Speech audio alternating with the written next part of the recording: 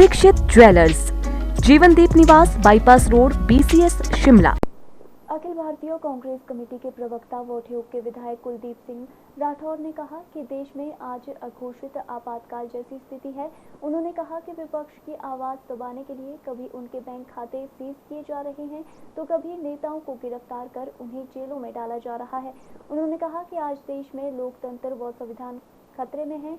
उन्होंने कहा कि भाजपा एक सोची समझी साजिश के तहत प्रदेश सरकार को अस्थिर करने का प्रयास कर रही है, जिसमें वे कभी सफल नहीं होगी। देश के राजनीतिक दलों के साथ क्या कर रहे हैं? कांग्रेस पार्टी के खाते फ्रीज कर दिए गए। आप किसी को समान अवसर नहीं देना चाहते और अभी बहुत बड़ा घोटाला सामने आया।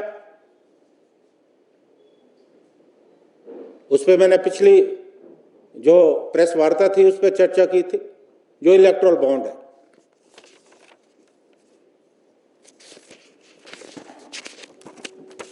आपने चंदा दो धंधा लो, आपने इस सिद्धांत पे काम किया और 12,145 करोड़ के बॉन्ड है। कोई छोटी रकम है। और जिनसे आपने ये चंदा लिया, एवज में आपने उन्हें बड़े बड़े व्यापार करने की छूट दी। और कुछ ऐसी कंपनियां जिनका मुनाफा कम है, लेकिन आपको उन्होंने अपने मुनाफे से ज्यादा पैसा दिया। और कुछ कंपनियां ईडी ने रेड की और उसके बाद भाजपा को चंदा। हम सुनते हैं कि बड़े शहरों में हफ्ता वसूली होती है। एक डर होता है, जो गुंडे हैं उनका डर होता है और उनके डर से जो है हफ्ता दिया जाता है। आज लोकतंत्र में कमोवेश वही स्थिति जो है पैदा हो रही। आप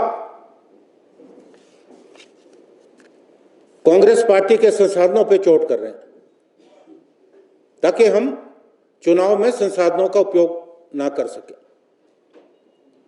मैं याद दिलाना चाहता हूं, जब इस देश में नोटबंदी हुई उसके बाद क्या हुआ? तुरंत भारतीय जनता पार्टी ने पूरे देश में जिला स्तर पर अपने कार्यालय खोलने शुरू किए। अब यह भी प्रश्न है कि वो पैसा उस समय कहां से आया? अब भ्रष्टाचार की बात करते हैं। क्या राफेल के मुद्दे को दबा दिया गया है? मुझे मालूम है कि अभी देश में क्या परिस्थितियां चल रही है। मीडिया को दबाने का प्रयास हो रहा है। जो मीडिया में ईमानदार लोग हैं उन्हें बाहर का दरवाजा दिखाया जा रहा है और एक भ्रम की स्थिति पूरे देश में पैदा करने का जो है प्रयास किया जा रहा है।